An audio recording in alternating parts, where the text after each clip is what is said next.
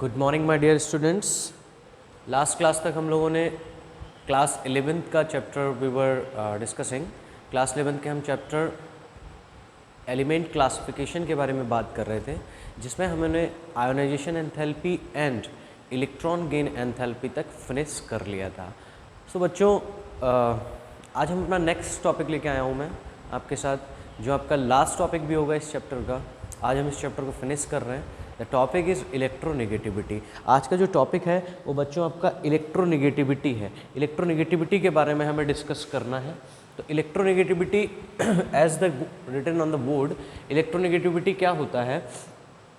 It is the tendency, इसको हम define करते हैं बेटा, the tendency to attract and shared pair of electron by an atom. मतलब किसी इलेक्ट्रॉन की कोई भी एटम है वो बॉन्डेड स्टेट में है, मीन्स उसने कोवेलेंट बॉन्ड का फॉर्मेशन कर रखा है और उसके अंदर एक टेंडेंसी है कि वो जो शेयर्ड पेयर ऑफ इलेक्ट्रॉन है उसको क्या कर सकता है, अपनी तरफ अट्रैक्ट कर सकता है। इसको हम क्या बोलते हैं? इलेक्ट्रोनेगेटिविटी बोलते हैं। Suppose we are having two atoms A and B, there is one bond between them. A and B two atoms हैं, इनके बीच में एक बॉन्ड है जिसको हम बोलते हैं कोवेलेंट बॉन्ड। एंड हम सब जानते हैं कि covalent bond is formed by the sharing of electrons. Covalent bond आपका शेयरिंग की वजह से बनता है इलेक्ट्रॉन्स की। अगर मान लीजिए इनमें से किसी एक की इलेक्ट्रोनेगेटिविटी, मतलब इलेक्ट्रॉन को अपने तरफ खींचने की टेंडेंसी, इलेक्ट्रॉन को अपने तरफ अट्रैक्ट करने की कैपेसिटी ज़्यादा है, तो क्या होगा बच्चों? कोई भी, सपोज मैं इसको इस तरह से बना देता हूँ, इस तरह से ये शेयर्ड पेयर ऑफ इलेक्ट्रॉन है, अभी इस सिचुएशन में है, दोनों के साथ है, मतलब दोनों के सेंटर में प्रेजेंट है, लेकिन किसी एक की इलेक्ट्रोनेगेटिविटी अगर ज़्यादा है तो वो क्या करेगा? मान लीजिए बी की ज़्यादा है तो वो शेयर्ड पेयर ऑफ इलेक्ट्रॉन को क्या करेगा? अपनी तरफ खींच लेगा। तो जो शेयर्ड पेयर ऑफ इलेक्ट्रॉन है वो क्या होगा? बी की तरफ थोड़ा शिफ्ट हो जाएगा। तो ये जो टेंडेंसी है ना, बी की ये जो कैपेसिटी है इलेक्ट्रॉन्स को अपनी तरफ अट्रैक्ट करने की, इसी को हम क्या बोलते हैं? इलेक्ट्रोनेगेटिविटी बोलते हैं। फॉर एग्जाम्पल, अगर हमारे पास मान लीजिए है HCl एक मॉलिक्यूल है हमारे पास, और हमने पता है कि जो बॉन्ड है इसके बीच में एक कोवेलेंट बॉन्ड है, और कोवेलेंट बॉन्ड बनता है आपका शेयर्ड पेयर शेयरिंग की वजह से, इलेक्ट्रॉन्स की शेयरिंग की वजह से। एक इलेक्ट्रॉन ये देता है और एक इलेक्ट्रॉन ये देता है, और दोनों आपस में इलेक्ट्रॉन्स की शेयरिंग करते हैं। तो इस शेयरिंग की वजह से जो बॉन्ड बना ना, इसको हम कोवेलेंट बॉन्ड कहते हैं। और इसी कोवेलेंट बॉन्ड में क्या होता है कि जो शेयर्ड पेयर ऑफ इलेक्ट्रॉन्स हैं, if they are shifting towards any one atom, अगर ये, इसमें क्या होता है, हाइड्रोजन और क्लोरीन में क्लोरीन की इलेक्ट्रोनेगेटिविटी ज़्यादा होती है, जिस वजह से जो शेयर्ड पेयर ऑफ इलेक्ट्रॉन है it is shifted towards the chlorine. तो ये जो टेंडेंसी है, क्लोरीन की कैपेसिटी है इलेक्ट्रॉन्स को अपनी तरफ अट्रैक्ट करने की, यही क्या कहलाते हैं? आपकी इलेक्ट्रोनेगेटिविटी कहलाती है। So I am writing here the definition of electronegativity, the tendency to attract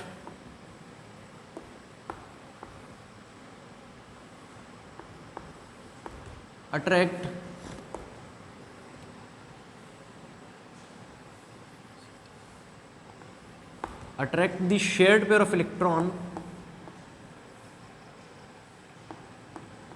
shared pair of electron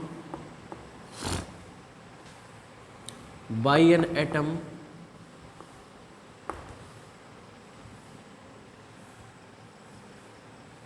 the tendency to attract the shared pair of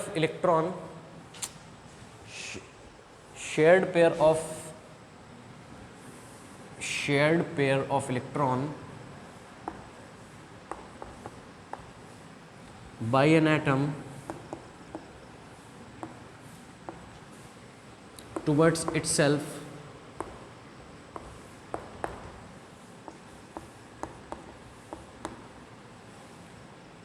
in an covalent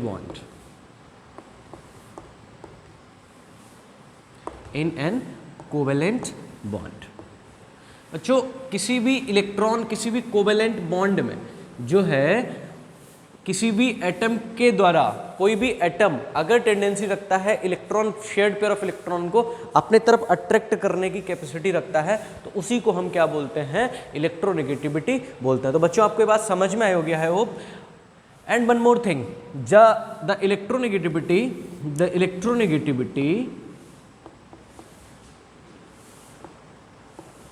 electronegativity is cannot be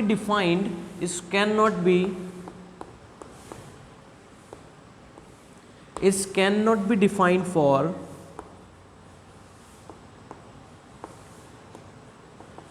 for individual atom.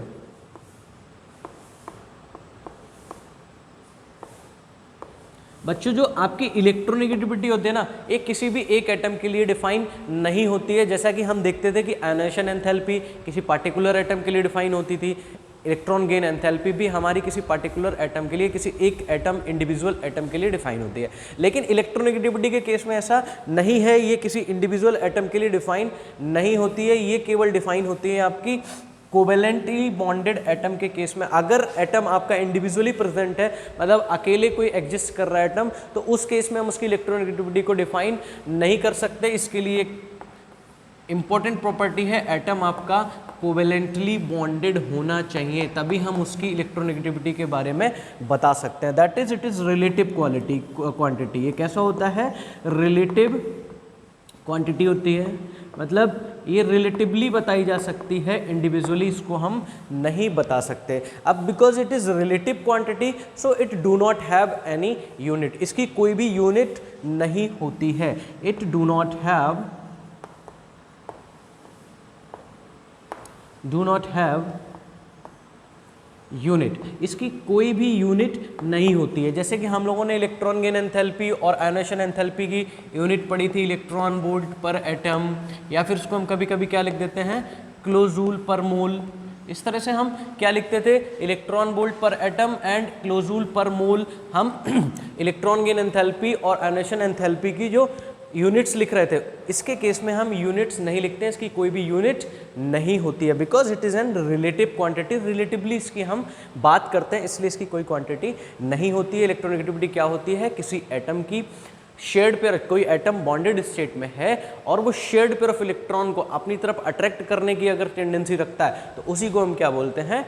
Electronegativity बोलते हैं। और ये individually atom के लिए define नहीं होती है, इसके लिए एटम आपका बॉन्डेड स्टेट में होना ज़रूरी है। और बॉन्डेड स्टेट में भी कैसा? कोवेलेंटली बॉन्डेड आपका एटम होना चाहिए, तभी हम उसकी इलेक्ट्रोनेगेटिविटी को डिफाइन कर सकते हैं। तो ये था हमारा जनरल इलेक्ट्रोनेगेटिविटी के बारे में। अब हम चलते हैं इसके आगे कि इसको हम, अभी रिलेटिव क्वांटिटी है तो इसको हम कैसे एक्सप्लेन करते हैं, कैसे इसको हम फाइंड करते हैं। इसके लिए बच्चों बहुत से स्केल्स आए, बहुत से लोगों ने अपने अपने स्केल दिए, मेजरमेंट स्केल्स दिए, लेकिन यहाँ पर दो कॉमन स्केल्स हैं जिसके बारे में आपको पढ़ना है।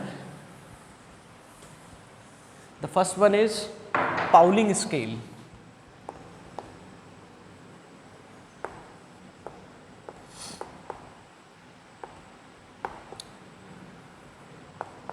पाउलिंग स्केल मेजरिंग स्केल है ये, कि इलेक्ट्रोनेगेटिविटी को हम कैसे मेजर करते हैं। तो पहला कौन सा है? Pauling scale. इन्होंने बेटा किसके बाद बताया? बॉन्ड एनर्जी के रिस्पेक्ट में इसको डिफाइन किया। इन्होंने बॉन्ड एनर्जी के रिस्पेक्ट में इसको डिफाइन किया और एक फॉर्मूला दिया जिसको हम बोलते हैं चाई ए प्लस चाई बी इज इक्वल्स टू, चाई भी बोल सकते हो और आप साई भी बोल सकते हो, जीटा भी बोल सकते हो। चाई ए और chi B is equals to 0.208 root E A B into root E A plus E B B. मतलब इन्होंने कोई दो एटम्स हैं, ए एंड बी बॉन्ड है, ए एंड बी बॉन्ड की जो इलेक्ट्रोनेगेटिविटी के बारे में इन्होंने बताया है। तो बॉन्ड एनर्जी ये क्या है? This is bond energy of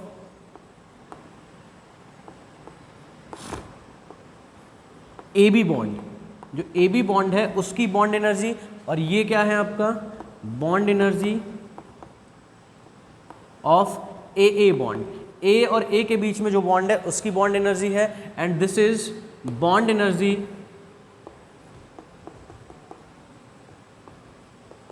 of B bond. ये बी बॉन्ड की क्या है? आपकी बॉन्ड एनर्जी है। इनमें से बेटा अगर किसी आपको कोई एक की इलेक्ट्रोनेगेटिविटी फाइंड करनी है तो हम क्या करते हैं, हमें कुछ चीज़ें पता रहती हैं, फॉर्मूले में हम उसको पुट करते हैं और निकाल लेते हैं। ठीक है, तो this was given by the Pauling, that formula was given by the Pauling. इसको अपने नोट्स में डाल लीजिए, क्वेश्चन यहाँ से पूछे जाते हैं, इंपॉर्टेंट फार्मूला है, इसको आपको याद रखना है। और आपको वैल्यूज़ और चीज़ों बॉन्ड एनर्जीज की वैल्यू दी रहेंगी, इनमें से किसी एक की वैल्यू दी रहेगी और आप दूसरे को फाइंड कर सकते हैं। It is relative value. Okay, तो ये आपका पाउलिंग स्केल था। इसके बाद आपका दूसरा स्केल आता है, इसको नोट कर लीजिए।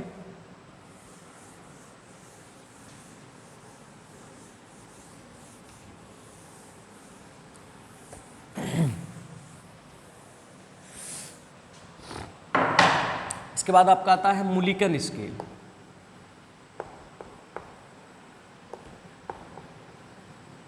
मुलिकन स्केल, देखो बच्चों, इन्होंने क्या बताया था कि जो इलेक्ट्रोनेगेटिविटी है, इनके स्केल के according electronegativity is the average of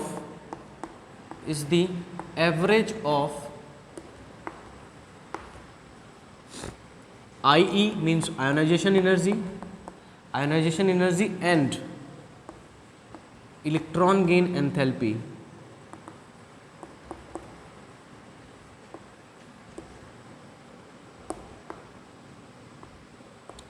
electron gain enthalpy का एवरेज है, या फिर मैं इसको बोल सकता हूँ इलेक्ट्रॉन एफिनिटी का एवरेज है। मींस इन्होंने एक फॉर्मूला दिया, इसके बेस पे उन्होंने क्या बताया, electronegativity is the average of sum of ionization enthalpy and electron affinity. ये इन्होंने फार्मूला दिया। जो आपके भाई साहब मुलिकन भाई साहब थे, इन्होंने बताया था कि जो आपकी इलेक्ट्रोनेगेटिविटी है, it is the average of ionization enthalpy and electron gain enthalpy, and he has given the formula ionisation enthalpy plus electron affinity upon 2। मतलब अगर आपको ये दोनों चीज़ें पता है किसी एटम की, तो हम इलेक्ट्रोनेगेटिविटी वहाँ से फाइंड कर सकते हैं। तो ये था आपका मुलिकन स्केल। दोनों स्केल्स आपके इंपॉर्टेंट हैं और दोनों आपको पता होने चाहिए। ठीक है, इसको नोट कर लीजिए, इस फार्मूले को भी। इस पर बेस्ड भी क्वेश्चंस आते हैं, आगे हम देखेंगे, इसको कराएंगे, तो इसको आप नोट कर लीजिए।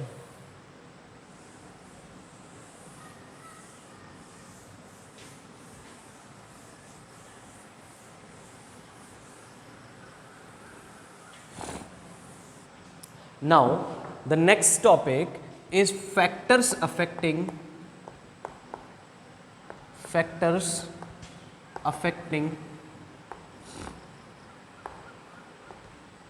electronegativity।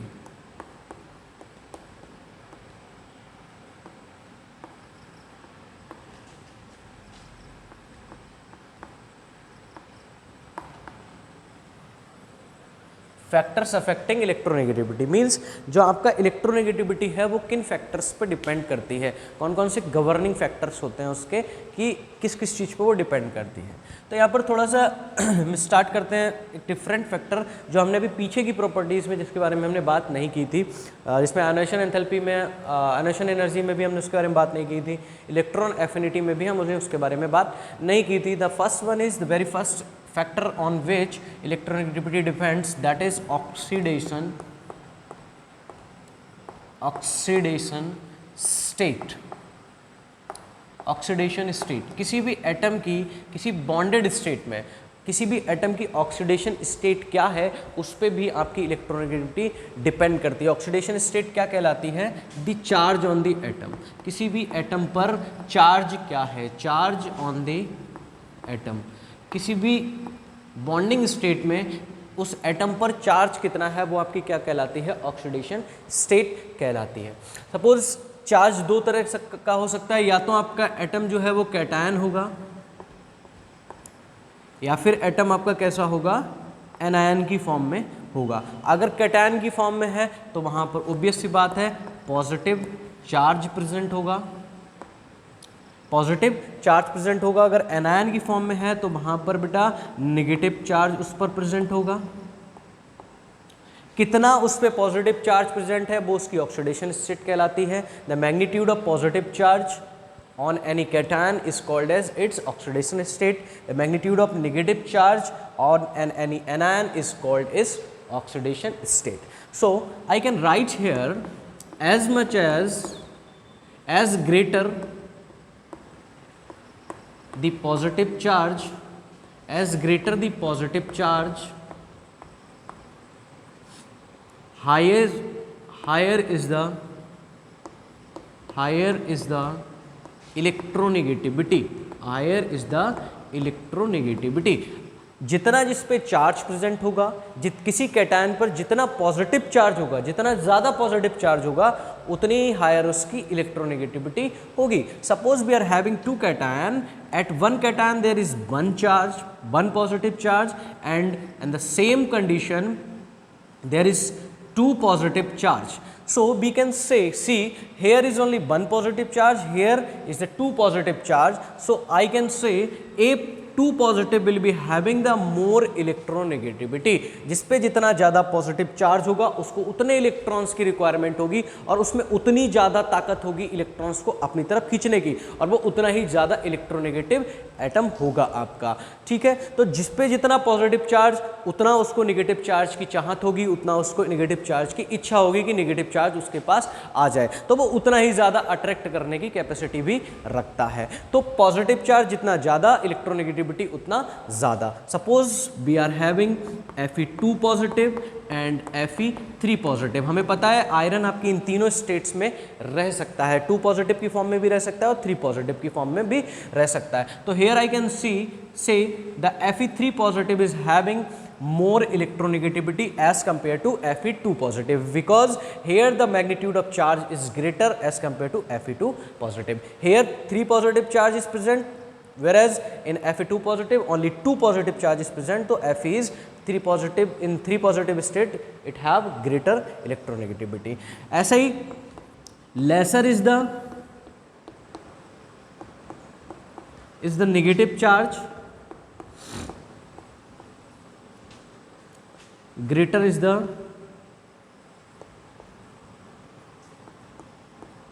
Is electronegativity. बच्चों जितना नेगेटिव चार्ज कम होगा, अगर किसी एटम पर, सपोज हमारे पास एक एटम है ए नेगेटिव और दूसरा है A2 नेगेटिव, जिस पे भाई नेगेटिव चार्ज ऑलरेडी प्रेजेंट है, वो इलेक्ट्रॉन क्यों चाहेगा? यहाँ पर electrons 2 negative already charge present है, मतलब इसके पास एक्सेस इलेक्ट्रॉन है, ऑलरेडी इसने इलेक्ट्रॉन्स ले रखे हैं, तो इलेक्ट्रॉन क्यों चाहेगा भाई? इसके पास कम है तो इसको हम इलेक्ट्रॉन और ये ले सकता है, तो इसकी इलेक्ट्रोनेगेटिविटी हम कह सकते हैं ज़्यादा होगी। जिस पे कम नेगेटिव चार्ज होगा उसकी इलेक्ट्रोनेगेटिविटी ज़्यादा होगी। इस एग्जाम्पल देखो, अगर हमारे पास है O negative and O2 negative, तो किसकी इलेक्ट्रोनेगेटिविटी ज़्यादा होगी? O नेगेटिव वाले की इलेक्ट्रोनेगेटिविटी ज़्यादा होगी, क्योंकि यहाँ पर नेगेटिव चार्ज कम है। तो ये था आपका ऑक्सीडेशन स्टेट। ऑक्सीडेशन स्टेट पर भी आपकी इलेक्ट्रोनेगेटिविटी डिपेंड करती है। ठीक है, दूसरा हम फैक्टर देखते हैं किस पे डिपेंड करते हैं आपकी इलेक्ट्रोनेगेटिविटी।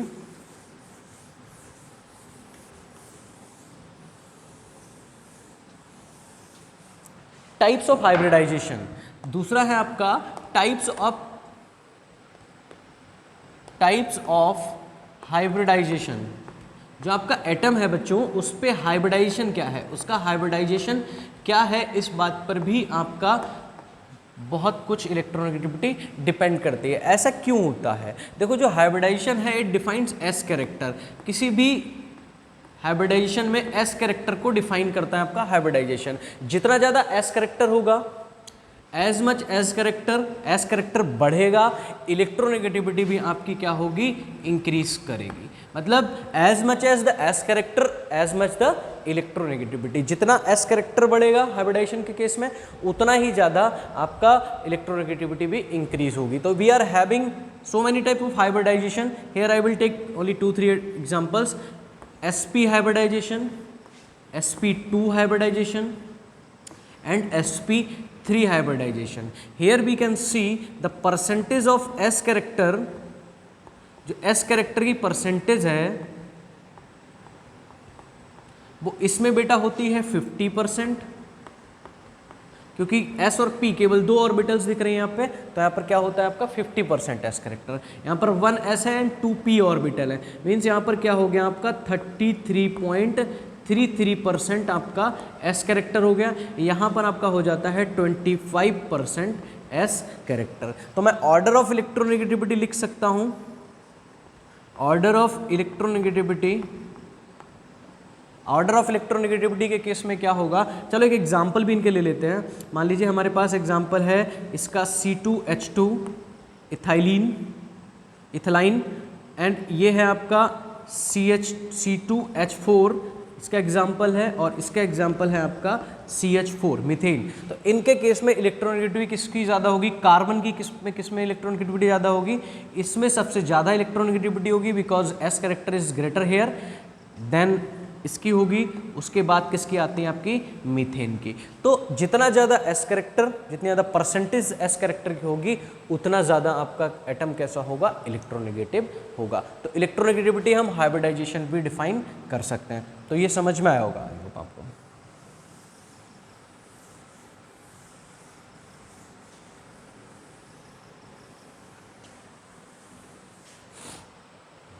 जो आपका तीसरा फैक्टर है एटॉमिक साइज।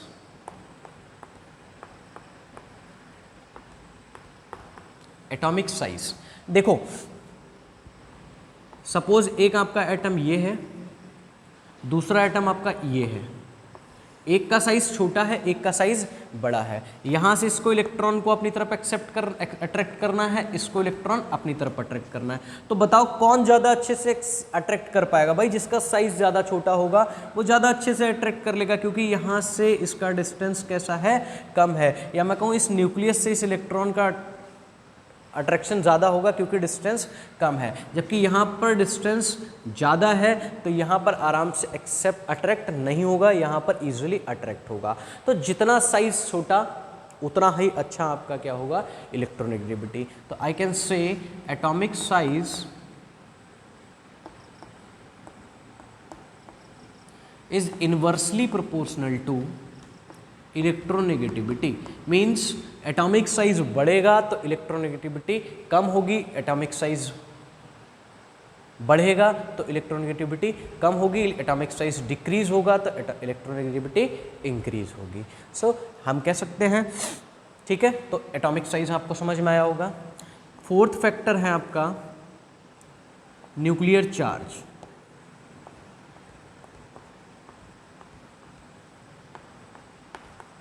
न्यूक्लियर चार्ज देखो, न्यूक्लियर चार्ज क्या करता है? न्यूक्लियर चार्ज किसी भी इनकमिंग इलेक्ट्रॉन्स को या जो इलेक्ट्रॉन्स हैं उनको अट्रैक्ट करने की कैपेसिटी रखता है। न्यूक्लियर चार्ज मींस किसी भी एटम में कितने प्रोटॉन्स प्रेजेंट हैं। तो प्रोटॉन्स जितने ज़्यादा प्रेजेंट होंगे उतना ही अच्छे से वो इलेक्ट्रॉन को क्या करेंगे? अपनी तरफ अट्रैक्ट करेंगे। तो आई कैन से न्यूक्लियर चार्ज बढ़ेगा, न्यूक्लियर चार्ज इंक्रीज होगा, तो बच्चों इलेक्ट्रोनेगेटिविटी की वैल्यू भी क्या होगी? इंक्रीज होगी। जितना ज़्यादा न्यूक्लियर चार्ज उतनी ज़्यादा इलेक्ट्रोनेगेटिविटी, ठीक है। तो न्यूक्लियर चार्ज के बढ़ने पर इलेक्ट्रोनेगेटिविटी भी इंक्रीज होगी। तो these were your factors on which electronegativity depend. Electronegativity जिन फैक्टर्स पर डिपेंड करती है वो मैंने फैक्टर्स आपको बताए, ठीक है, इंपॉर्टेंट है, याद रखिएगा। इसके बाद अब हम बात करते हैं variations of electronegativity. Variations of electronegativity in group and period. Variation of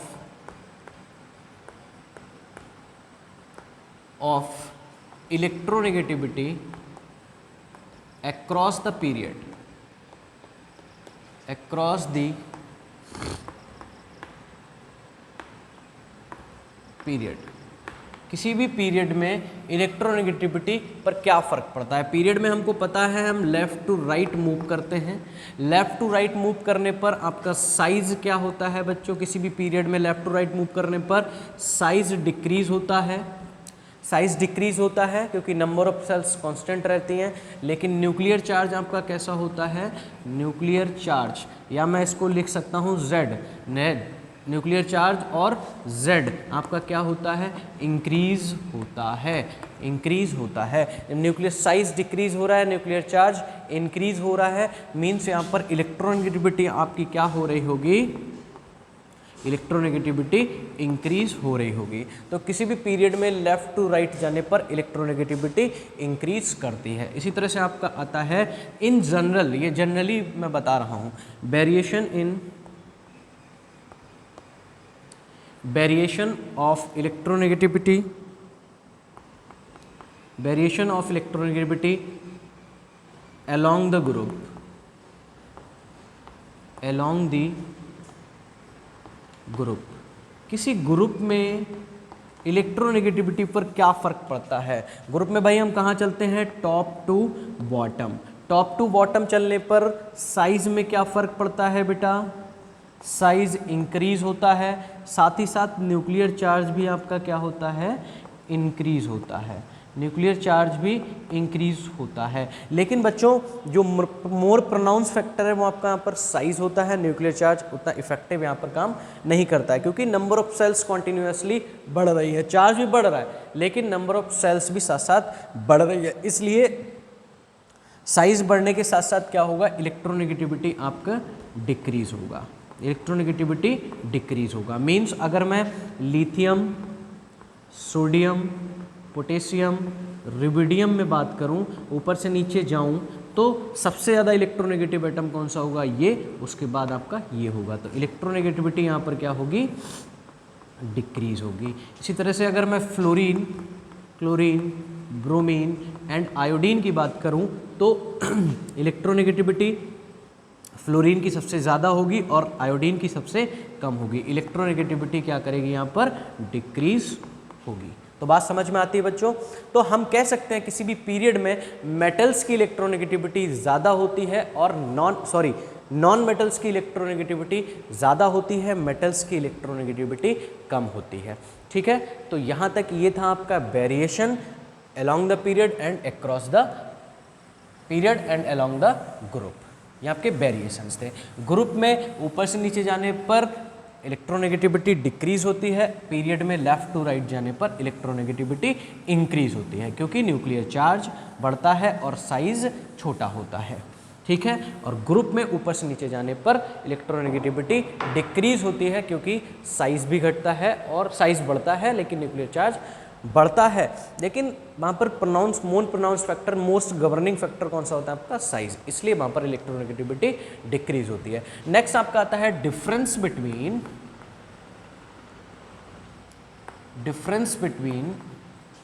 electronegativity and electron affinity. Electron affinity and electronegativity के बारे में हमें डिफरेंस के बारे में यहाँ पर बात करनी है। हम यहाँ पर दो कॉलम बना लेते हैं, एक तरफ लिख लेते हैं इलेक्ट्रॉन एफिनिटी और यहाँ पर लिख लेते हैं इलेक्ट्रोनेगेटिविटी। इलेक्ट्रोनेगेटिविटी और इलेक्ट्रॉन एफिनिटी में डिफरेंस की बात करनी है। इसमें क्या होता है, it defines to an individual atom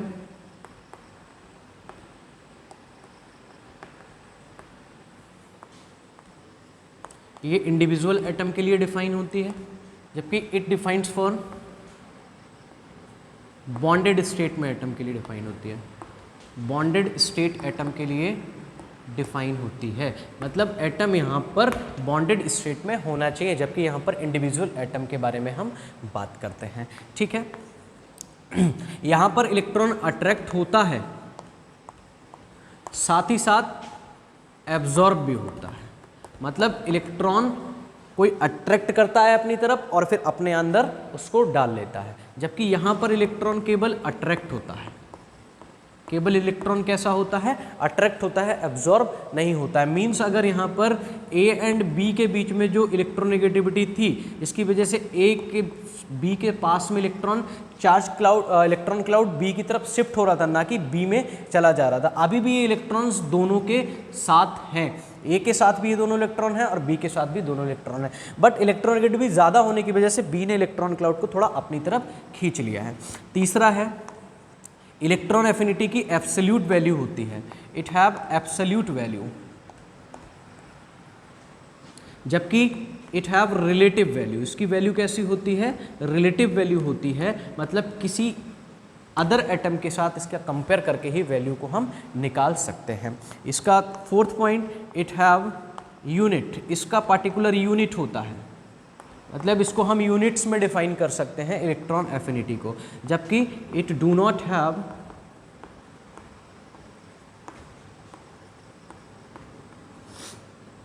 unit, इसकी कोई भी यूनिट नहीं होती है। तो these were the difference between electronegativity and electron affinity. तो यहाँ पर बेटा ये आपका इलेक्ट्रोनेगेटिविटी ख़त्म होता है।